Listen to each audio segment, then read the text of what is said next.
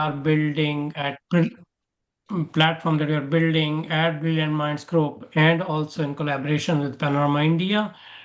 We are providing opportunities to these newcomers to to showcase their talent and network with other industry professionals. So Vishwesh, thank you for stepping up to do this session. Truly appreciate it. Thank you so much, Dinesh and Maniji, for providing me such a nice platform to showcase my skills. Because I strongly Beautiful. believe in sharing the knowledge with all of us. Beautiful. And more importantly, we at Brilliant Minds Group and as well as Panorama India, okay, our goal is to build those platforms so that we could provide the opportunities to the newcomers to help them showcase their talent, and this could then lead to your networking with the other industry professional, and we all know this in Canada, your network is your net worth. See, so the more visible you are in the industry, the better it is for you. Because I'm sure you attended one of the networking session that was done. Who you know is important, but who knows you is more important also. So these platforms or these opportunities then opens up the doors for individuals, those who takes a leap of faith and step up and show wants to showcase their talent. Awesome, awesome. Thank you, Mr. Dinesh. Wonderful. Thank you, Dineshi. And yes, Mani, thanks for coordinating all these sessions. Most of you know Mani here, and as some of you may know, my name is Vaidehi. I'm the chairperson of Panorama India, as well as on the BMG and the vice president. So we collaborate this to actually bring all the seniors together and the families, of course. So to educate them, and we make sure that the seniors are leading good health, and for their this is all for their wellness, and of course to guard their because of the awareness what we create for all these frauds and everything, so that helps them to actually watch and learn also with the changing times. Thank you. Over to you, Vishwesh. You can go ahead now. Thank you so much. Hello, everyone. My name is Vishwesh. I'll do a quick introduction of myself. I'm a cybersecurity analyst at City of Hamilton. I've been working there for past 5 months now. And basically, that's my background. I've done my bachelor's in cybersecurity and I've done my postgrad also in cybersecurity. And just to add it up, I also did my postgrad in fraud investigation and risk management. Okay, so let's get started. So we are going to be keeping it very simple because that's what we are here for. I'll also try to teach you practical ways to stay safe online. You don't need to be a computer expert to know anything. If it gets too technical, if I'm rushing, please feel free to stop me at any point of time. I would encourage some questions if you have along the way, shoot them right away, or if not, at the end, I have a question section planned as well. Okay, let's get started.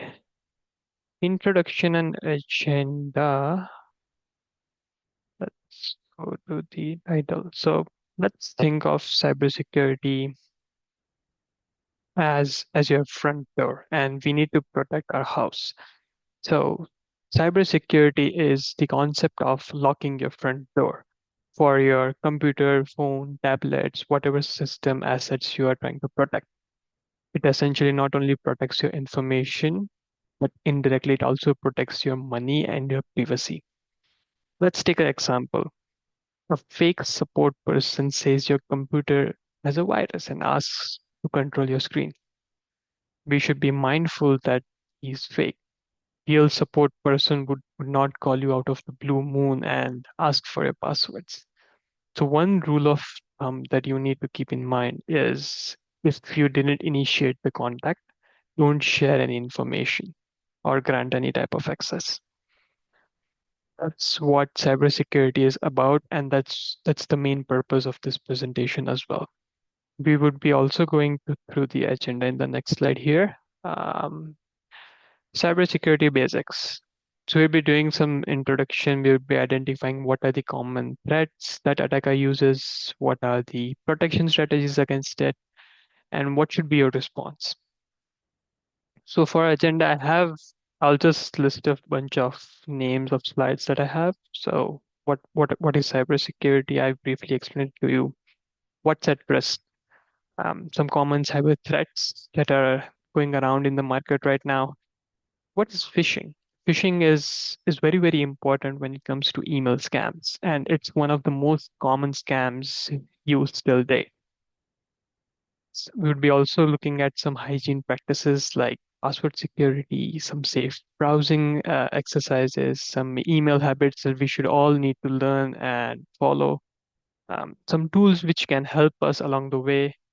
What should we do if we are a victim of an attack, some daily habits, and some resources. So that's the plan of agenda. Next, cybersecurity basics and risks. What is cybersecurity? So as I already explained, cybersecurity means in everyday life, right? So it's not just your assets, it's everywhere. Cybersecurity doesn't mean that it's all technology. You can use it in your daily day-to-day life as well. So the most common cyber threats, as I mentioned, is phishing emails. The second after that is scam calls, and it's a bit old school, but it gets the job done for the attackers, right? So they use it. Then comes malware and ransomware. Malware and ransomware are quite similar to each other, but they're a bit technical to understand.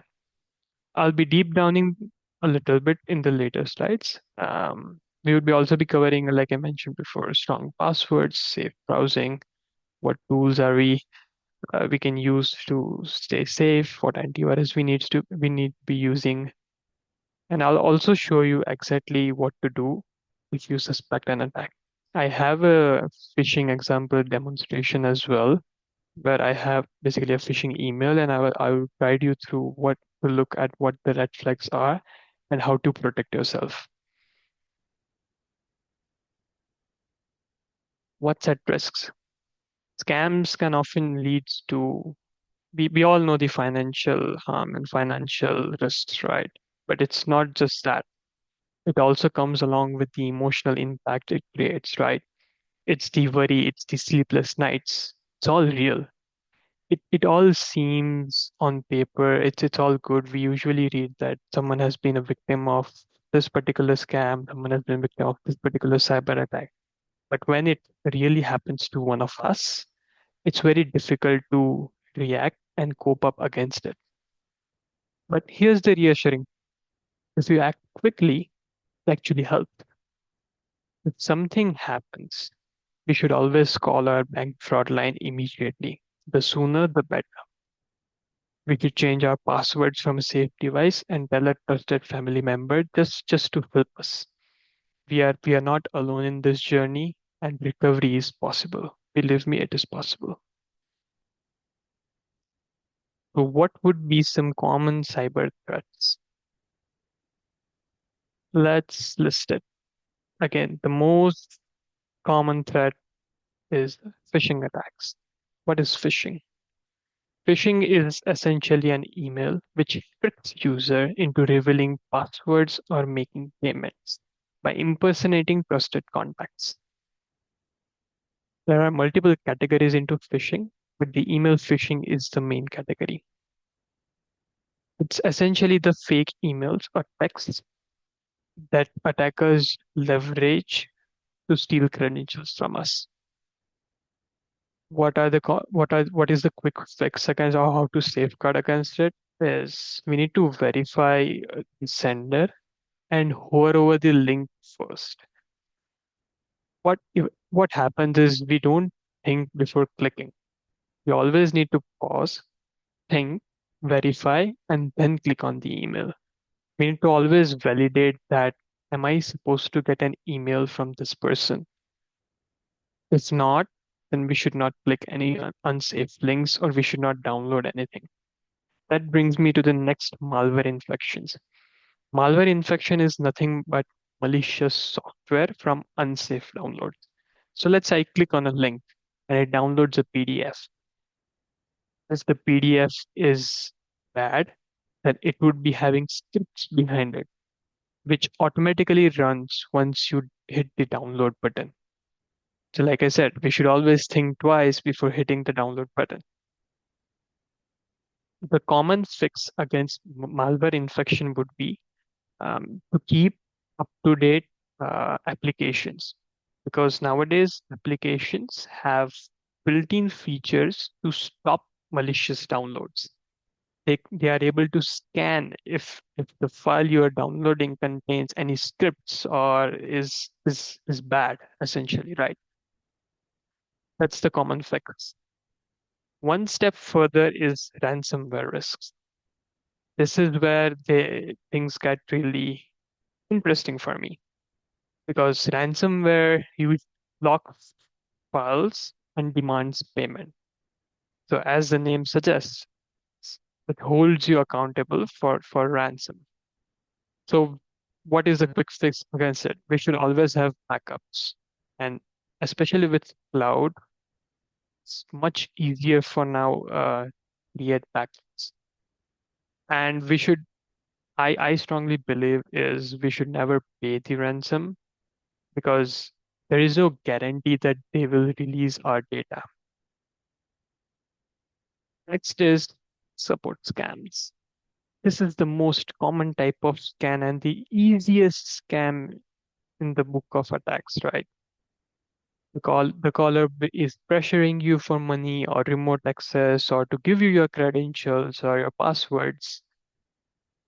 The easiest way to safeguard is against them is just decline and hang up the line. We should not give anyone any type of sensitive information over the phone. The bank, they would never ask you for any passwords or any of your banking related information that is private to you. Last one I have on my list is identity theft, which is also a part of support scams. What happens is usually we post a photograph on social media. Someone can use that information and try to impersonate me. So what happens is I try to impersonate someone and then try calling one of their family members. They would not suspect me because I gave the reference of someone that they already knew. So what's the fix to this? Is we should always verify who it is. If someone is pretending that they know someone, we should always directly verify with the known person rather than having the conversation with the potential attacker. We should always monitor these things on a day-to-day basis. And obviously, to be safeguard against this is use strong and unique passwords. Okay, let's jump to the next slide. Vishwesh, excuse me. Sure. Can you hear me? Yep. Yeah, there is a hand raise. Dinesh, you have a question or comment? Yes, I do. Vishwa's quick question is how are these people able to track or get hold of other individuals' privacy? I will give an example.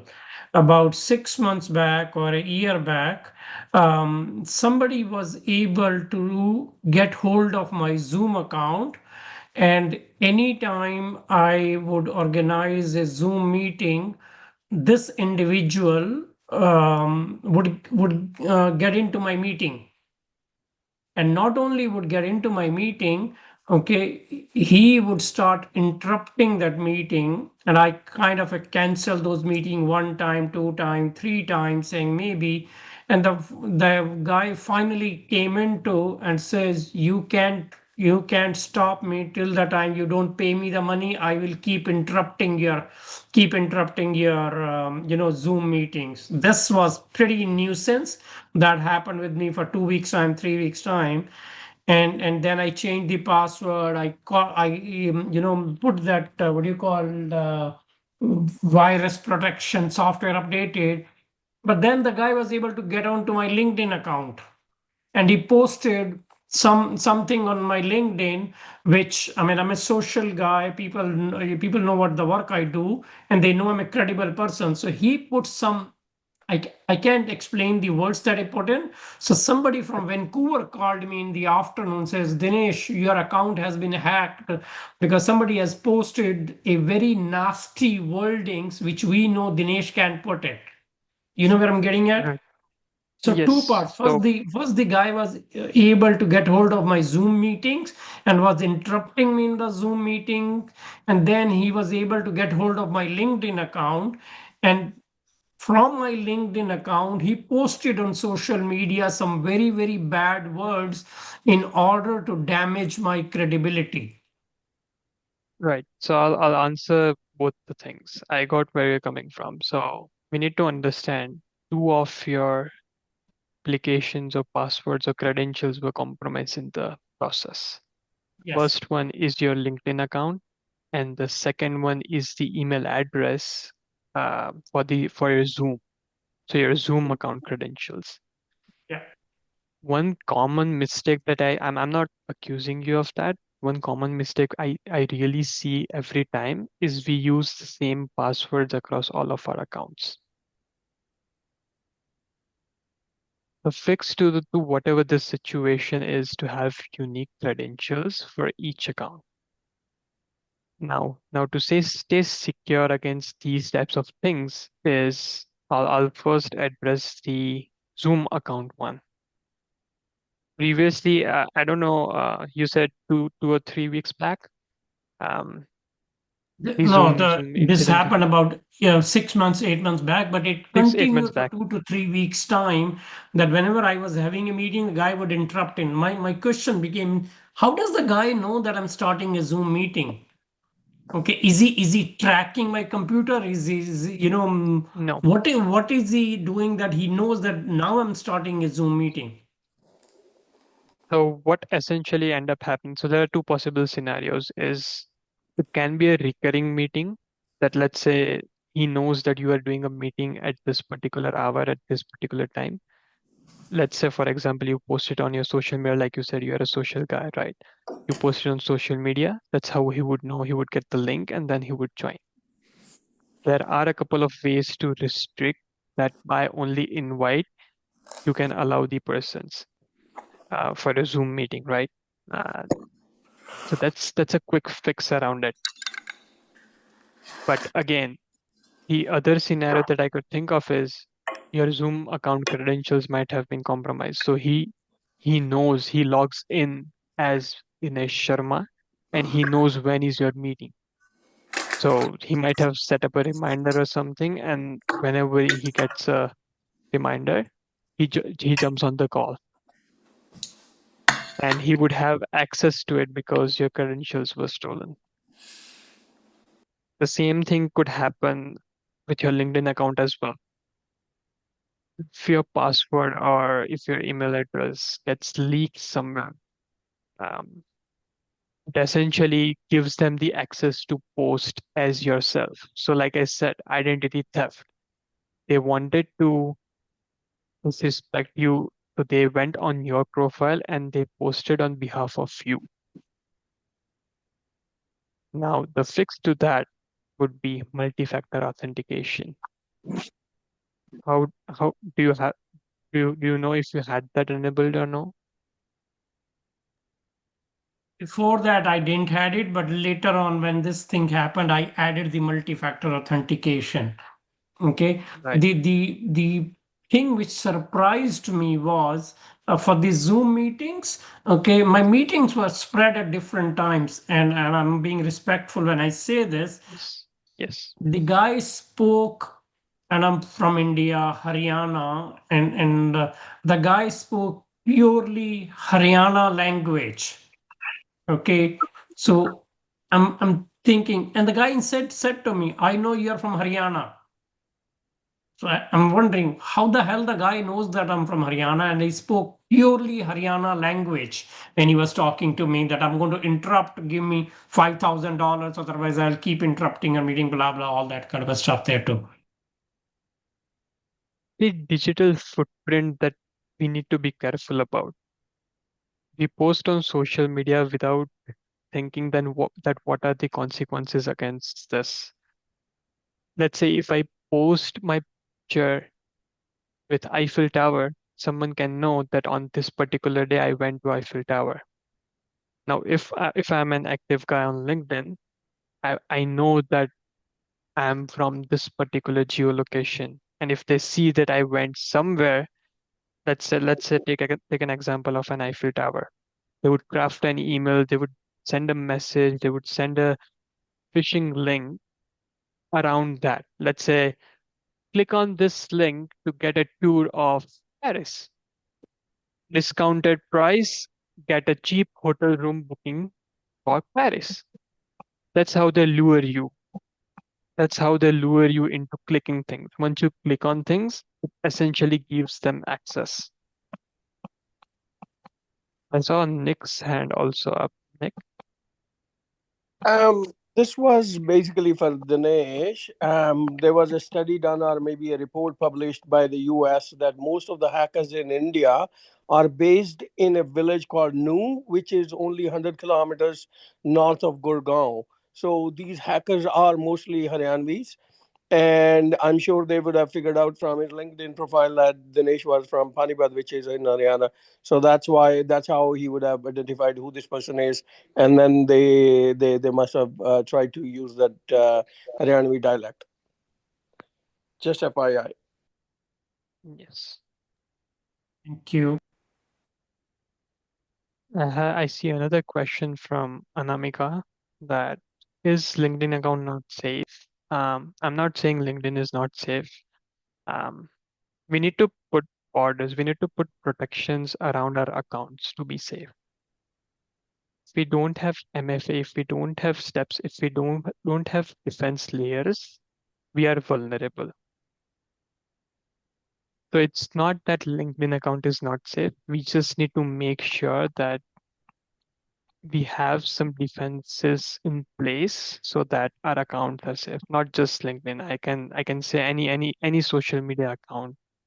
Uh, I would encourage you to have MFA. It's on one of my slides as well, because essentially two-factor authentication helps you prevent.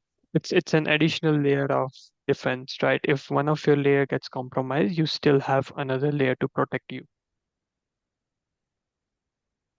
I hope I answered everyone's question as well, Dinesh. Yes, thank you. Yes, yes. Let's go ahead. And so yeah, we can take the questions at the end also. Anamika has just clicked that yes, how can we make our account safe? So that will be covered in our slides going forward. Yes. So yeah, thank you, Vishwesh, and carry on.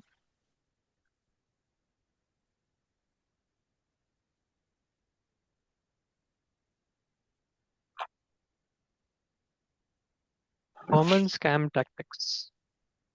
So the most common tactic that the attacker uses in, if it's like a call scam or a text scam, is the urgency. The sheer urgency they define is, it's like, let's say for an example, a baby is crying in the background and the mother is calling a text an application. Um, they would essentially just try to put fear, the pressure that you have to do this, otherwise something would happen. Like Mr. Dinesh said, if you don't do this, you need to pay $5,000 or whatever the amount is. If you don't do this, I'll still keep on harassing you. So it's the pressure that gets us vulnerable, and once we are vulnerable, we make mistakes. So we need to be mindful. We need to pause. We need to self-reflect, and then we need to verify and validate if this is correct or not. So some of the red flags is one of them is like requesting for payment or personal information. We should never give out any of our payment or personal information to anyone over the phone. Um, because there has been with recent AI technology advancing, caller IDs are also being spoofed. So it could show that call is coming from this particular number, which is me. But in the background, it's the attacker that's essentially relaying through. It's a complicated process. It's a lot hard to achieve, but it's achievable. So we always need to be mindful that um, we need to take care if it's the real caller that's speaking to me. When you are not sure, you can always call back. You can end the call and then you can always call back the right number, not the number from which they called you. But go to your contacts and call them separately. A genuine bank or government won't be asking for any of your passwords or gift cards. The most common trick is gift card because it is really easy to get and very hard to track. It's very disposable. If you get it like a surprise call, like I said, just hang up. That's the best bet you can do. Then you can dial the official number on your card or the website or wherever you got the information from. Let's go to the next slide. Okay. Here is the phishing email example that I was talking to you about earlier. So on the left, this looks like a regular email. There are a few things that we need to be mindful. The first thing is the subject line. It says urgent. Verify your bank account now. Like I mentioned, one of the tactics is pressure. The attacker tries to pressure you to make mistakes. The second red flag that I see here is from the domain. Now here it says at secure.com. We know secure.com is not a bank. It should be at from like let's take an example. Let's say cibc.com or rbc.com or td.com. It should have a legitimate domain and not any gibberish. Attachment, like I mentioned earlier. Am I expecting an attachment in this email? Once I've verified that this is the email I'm expecting, the next step comes is verifying if this attachment is really I need. So here in the example, the attachment was asking for your SIN number or your password. So these all red flags we need to be mindful about when we are looking at an email. We should not promptly, it's the human tendency, it's the urgent nature and the behavior of the email body language that they use. We open the email and we click it right away just to see what's there. We always need to pause, reflect, and validate before clicking on any attachment because, like I said, it may have scripts behind it, it may have bad code behind it that we don't know. We unintentionally download on our system, and that could make things worse from there. What are some of the safe actions that we can take? Like I mentioned earlier, always pause, reflect, and validate. I cannot emphasize on this enough. The other cute trick that I know is when you hover, if you're on your laptop, when you hover over the link, it says where it goes to. Here, what they did is they put a text. Click here to verify your account. This is not the actual link. If you put on Google, this would not return you back anything. It's the link behind it that they put and that they try to trick you. So we need to always hover over and see if the link also is legit or not. Okay.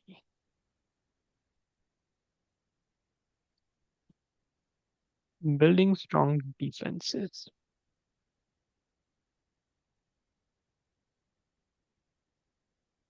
Passwords. Passwords are your keys. Now we are slowly transitioning to passwordless credentials, but passwords are still used at many places. Using a long passphrase would really help us. What do I mean by that? Is instead of having one simple word, we use a combination of 3 or 4 words together, and we try to include some complexity to it. So complex password is, let's take an example. I come up with any 3 words and put some numbers behind it. Blue Garden Piano, 1999. My password is very strong right now. Just because I combined the word rather than having just Alex123. The most common password that I've seen is password@123, and it's really kissable. We should not reuse our passwords across important accounts. We need to have unique password for each account, as it stops the collateral damage. What do I mean by collateral damage? Is, let's say my A account got compromised, but I use the same password for my A account and B account. So the attacker is smart enough to try for, if he knows that his password worked for the A account, he would definitely try for the B, C, D, and E. If we have unique passwords, then he would not be able to collaterally move across my different accounts. It would be restricted to just that particular account. So the attack surface for him would be reduced tremendously. The most safeguard against this is we should always reset our password from time to time. There is no fixed duration by when you are supposed to change your password, but you should have a cycle that you are cycling through your passwords, like a fixed timeline where you are cycling through your account password. You can use a password manager if it's hard for us to remember every single credential. I would highly recommend to use a password manager.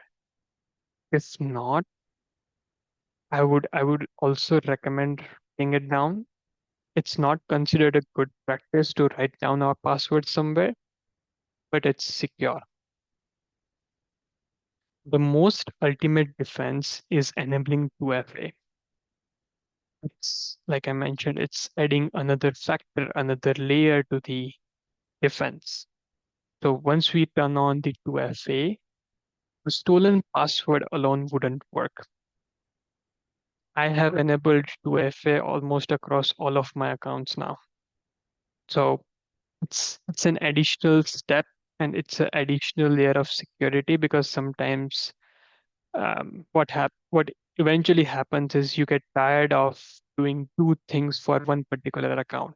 We try to take the shortcut, and it's essentially bad in the long run.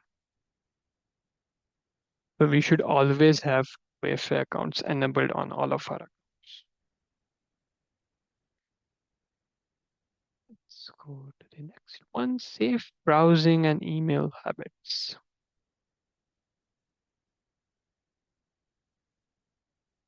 What is secure browsing practices? We use different browsers. We should always look for the lock sign. Whenever we go to a website, there is a lock symbol besides it, which means whatever the communication we are doing with the website or on the website is secure.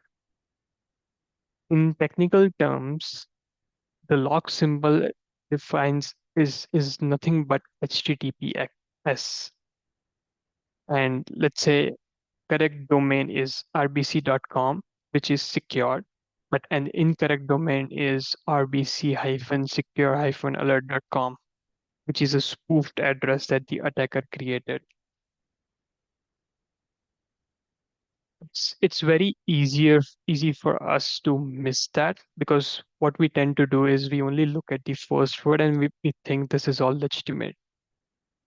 We should not download any sort of files or any PDFs or words from untrusted sources. If an email asks for an immediate payment or remote access, stop and verify. We should not proceed and give them everything that they are asking for.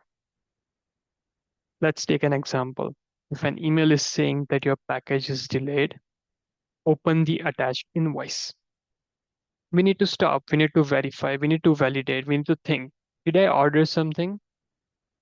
If I was not expecting any package, delete the email right away because it's not meant for me.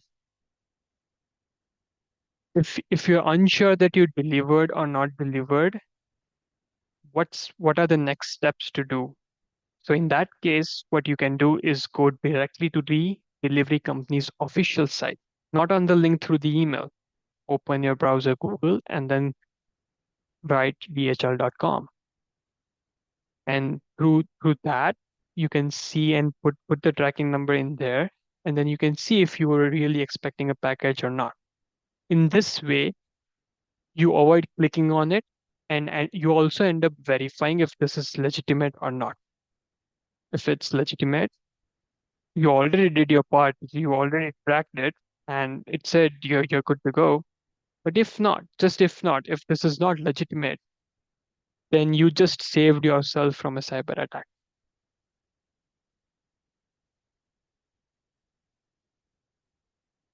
What are the tools that can help?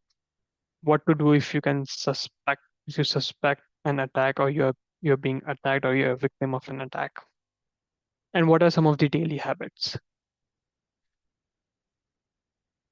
If you haven't turned on the automatic updates for your phone and computer, do it right away. That's the first step. Software updates, it really helps because the whole motive or the whole agenda behind these software updates is to fix the holes that scammers try to reuse. Let your antivirus run real-time protection and weekly scans because that's what they are for. And essentially, they're nothing but just holes that scammers try to exploit to get into your environment or your system. I mentioned earlier, I cannot emphasize enough, 2FA, two-factor authentication, is really powerful. We should always have it enabled on our banking applications. You might have seen that, but now you need, on top of your password or your credentials, you need a one-time code. If you're unsure about anything, it's always ask a family member about it. We should not hesitate to seek help. If not, we could go directly to the bank's fraud helpline number and then contact them. If you don't get a hold of any of your family member in time, you can call your bank's fraud department for guidance. They are here to help us out. We should utilize that. What should we do if we suspect that we are a victim of an attack? The first step is to notify your bank. Notify your bank, local authorities. If there is any suspicious transactions that has left your phone. If you see anything or anything suspicious, or if there are transactions being done and it's not you who are doing them, the first step is to call the number on back of your card, or I'll also share a bunch of numbers with you for Canada's banks. The second step you need to do is from a safe device. Now, like I mentioned, from a safe device is if your device has already been compromised, doing more stuff there would harm you more. So it's recommended that you, from a safe device, change your email and bank passwords. And if you have not already, turn on 2FA. Once all this is done, then comes the last step is to have the device cleaned. We need to be sure that our device has been affected in order to go for this third step. If we don't know that, we should not go for the third step directly. It's essentially a waste of time then. Once you know that this device has been compromised, you should always have a trusted professional to scan and clean your device. Believe me, acting quickly in this situation may seem harsh or hard, but it will help you recover the damage. It's the time that we need to be considered as an important factor here. The more time we give the attacker easily diverts, manipulates the funds. If we act on it quickly, there is still a chance to freeze those funds or to cancel that transaction. So whenever we see that there is any sort of fraudulent transactions going on, we should immediately directly contact the banks.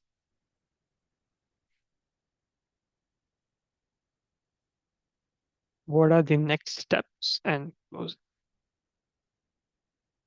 So these are some of the daily habits that I would recommend you guys strongly implement in your day-to-day life. Avoid clicking unknown links.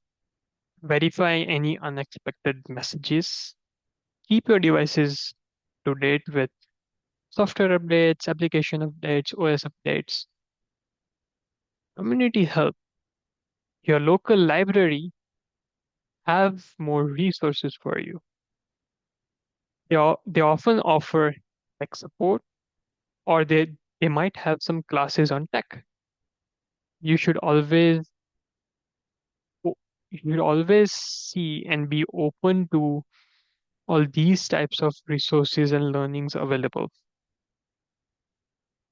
You should always agree to call a trusted person before acting on any urgent messages.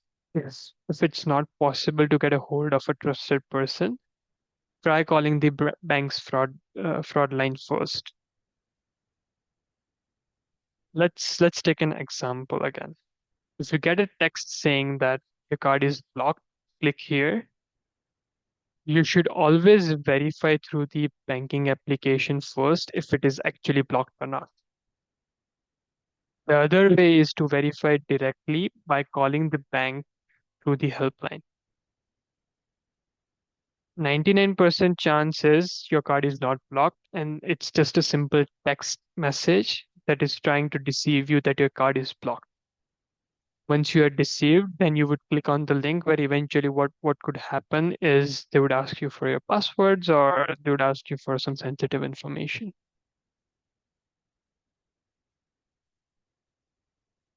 3 quick steps that I would like to recommend here is enabling 2FA for emails and banking applications first. Run updates on your phone and computer. And the third is spotting the phishing emails. So it's sort of like a homework for you all. Try to see your inbox and see if you can find any phishing email. I'm pretty sure you must have gotten at least one of the phishing emails. I get phishing emails almost twice or thrice a day.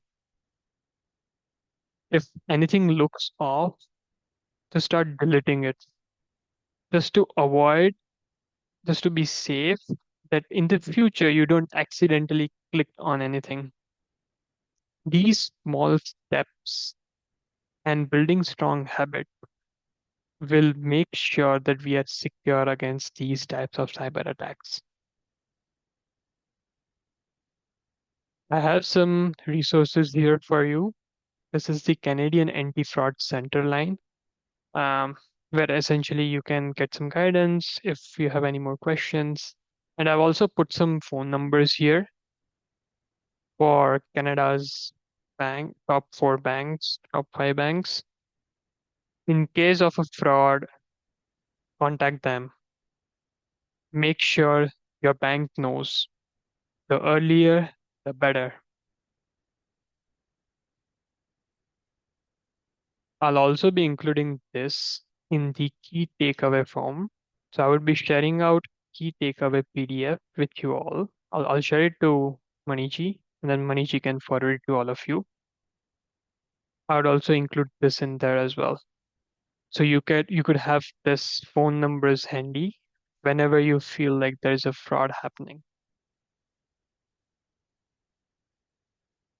That's it. If you have any questions, I would be happy to take it now. Mani, It you was can take up the questions in the chat box first, and then we awesome. will Yeah, very, very informative. Yeah, I'm just checking the chat box. What program do you recommend for password manager? There are a bunch of applications, BitLockers. I usually use Apple's own password manager for that, for storing my passwords. But anyone would do the trick. So even Google phones and other Android phones have these Google features. password managers, browser password managers. Okay, and how do they work? Basically, we can add them, add our passwords there. Yes. Okay.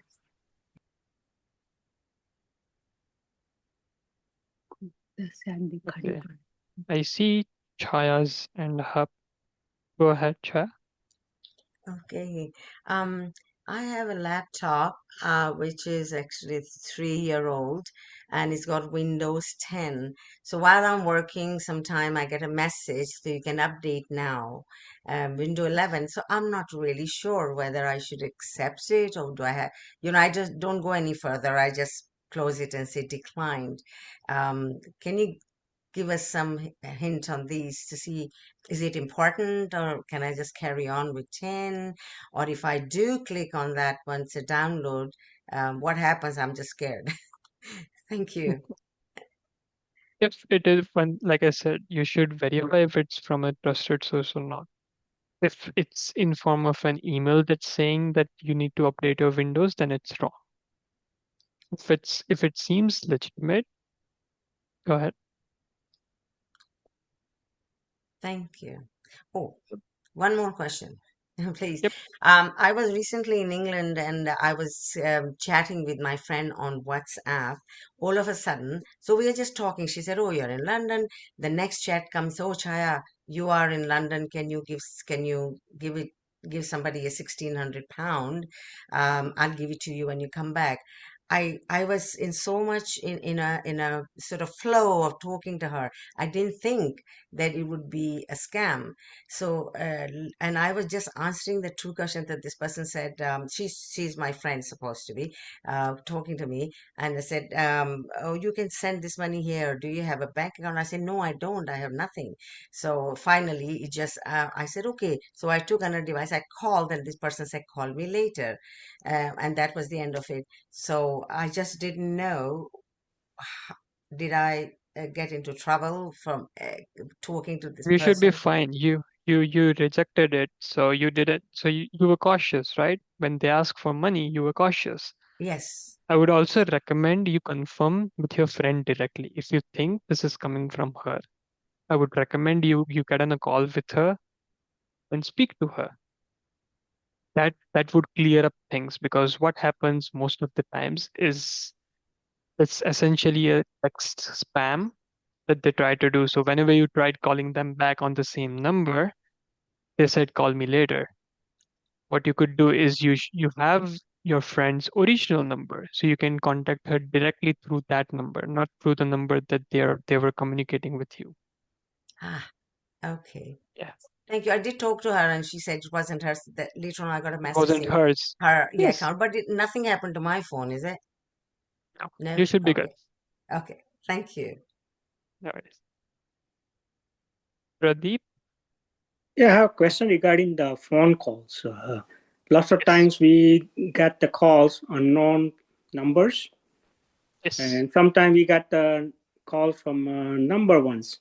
So how to identify that these are the valid phone numbers or the true callers?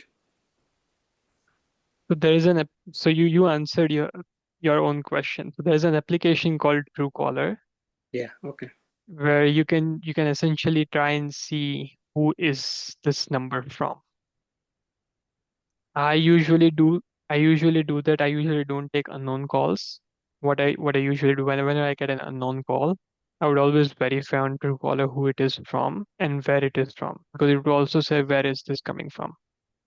So recently, yesterday, I got a call from Russia. I know I've got no links to Russia, right?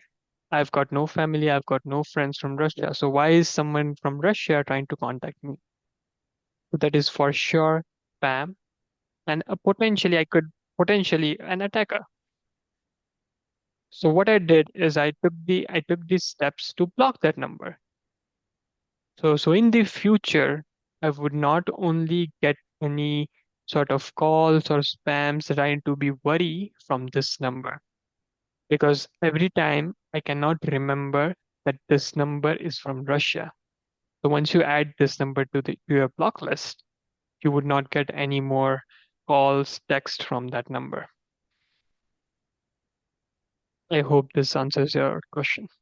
Yeah, the Truecaller is the only apps better. Yes, Yeah, okay. Truecaller is the one that I use till now. In the market, there might be a couple of similar apps. The gist is to use the application for verification purposes, right? Okay, because in lots of time that even it's a valid, like a hospital, they call, but it's unknown numbers and it's a valid. So Yes. okay, thank you. Yes. You're welcome.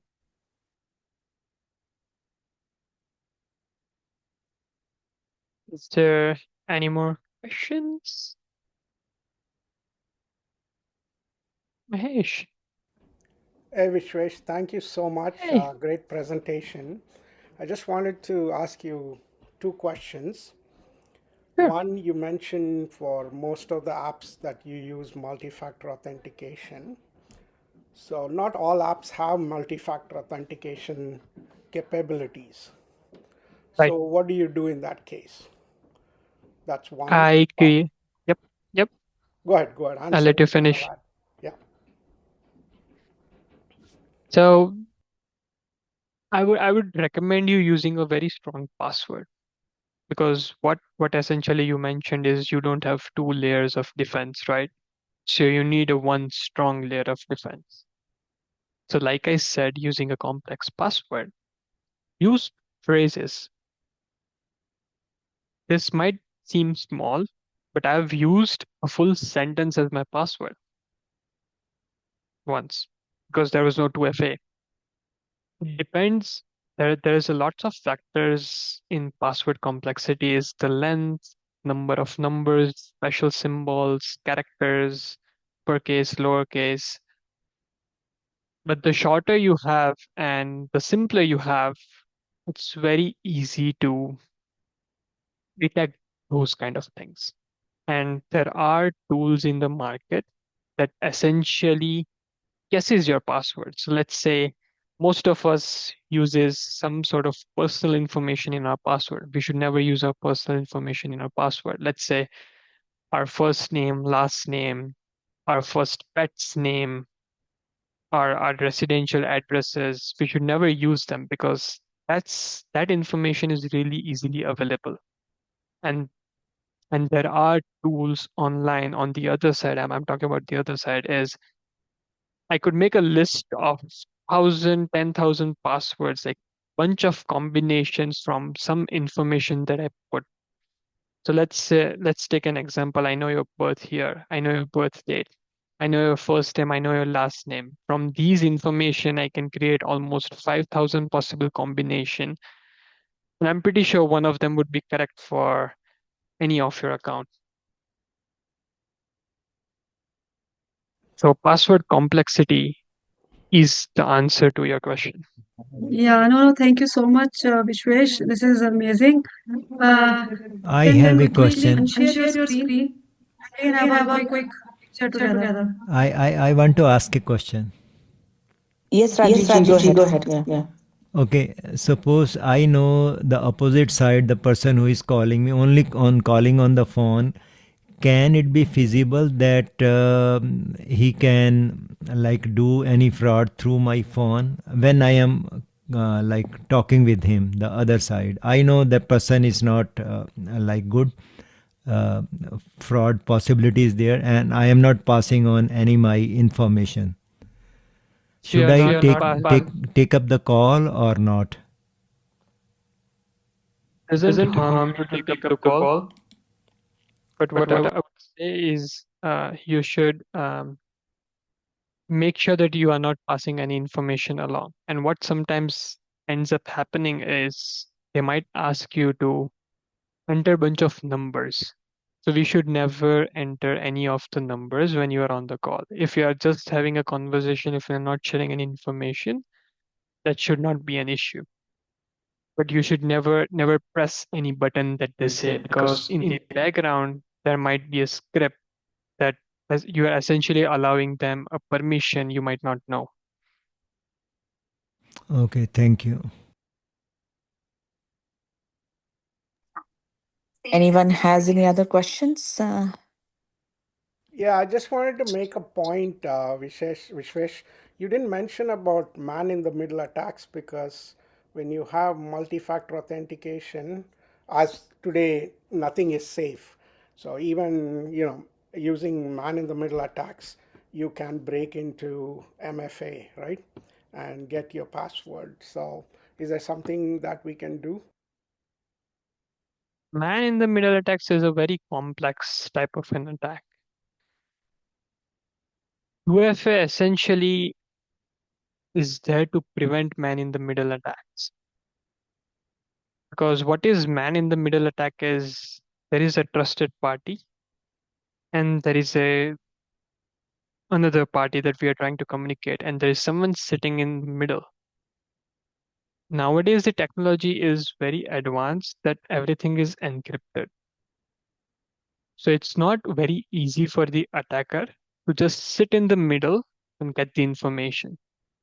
You still need some sort of involvement from the trusted parties. Either it's trusted party A, you, or the bank. If one of them gives the attacker the privileges, the permissions, the advantages, then only this could be possible. Without that, it's not possible. Thank you. Hi, this is Nidhi. I have a question actually, just a follow-up question on what Rajiv ji asked. So I believe these days when you start talking to some of the scammers who call you, they have technology to record your voice, and I've heard that then they use your voice for making automated calls to your family members or put you in any other vulnerable situation. And I wanted to know, like, if there is a way for us to identify when somebody is recording our voice for any misuse purposes. Are there any such indicators that we can focus on while we are answering a phone call? So earlier, what used to happen is you could record a phone call, and the person that you are calling would not know that you are recording, right? Mhm. But if I'm not wrong, there is a government rule passed now that the phone agencies need to let the other side know that this person is recording. So sometimes you would hear that this call has been recorded in the beginning. I know there are a bunch of scams happening with recording your voice, and then they try to put some sort of AI into it, and then they try to mimic you. But it's not that good right now. It's evolving, but it's not that good. You should be able to tell if this is a real person's voice or this is AI generated. It the most telltale sign that I could see is it sounds very robot. So it seems like you are basically speaking with an answering system or a robot in this case. But I think, I mean, we have heard of cases, and actually, people known to me as well have had cases where they have got phone calls from family members, like fake phone calls from family members, where they are using their voice and asking them to come and rescue them or bring in some money because they have been in a vulnerable situation, accident, things like that. I think some of these cases are very common. Uh, So and again, I would yeah. yep. I would recommend is pause, reflect, and verify. Hang up Mhm. that call and using the real phone number, contact them. Okay. Okay. Thank you.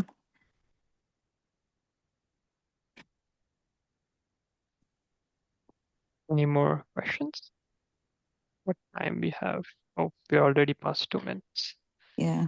No, thank you, Vishwesh. I think very aptly said. I think answered all the questions. As you mentioned, we have to be really cautious, vigilant, and be aware of our surroundings also these days with all these hacks and frauds happening. So, firstly, I want to thank you for the way you patiently conducted the session, patiently explained everything, and uh, very much, of course, made everybody understand how important it is to understand these fraud prevention measures. Thank you so much. Thank you for your presentation. Will you be sharing the presentation with Money? You said? I'll be sharing the key takeaway document with her, and then she Okay. can forward it to everyone. Yes, that's absolutely fine. And other for everyone, if you have any more questions, please forward them to us. If we can clarify, we will do so. Alternatively, we will get in touch with Vishwesh and get clarity on those questions as well. So feel free to share your questions after the session as well. Giving that, I want to take this opportunity to thank all of you for attending today's session. And as you know, we conduct session to create awareness, and some of our sessions are also for the health and well-being of our seniors and families. So thank you very much, everybody, for joining the session today, and we look forward to seeing you all for many more sessions to come. And if Vishwesh has something else more, then we will definitely will be happy to repeat the session again for some of our members who couldn't join today. And he'll bring in some more information for everybody to learn more. All right. So if everybody is okay now, Money, thank you so much again. And we can close this session.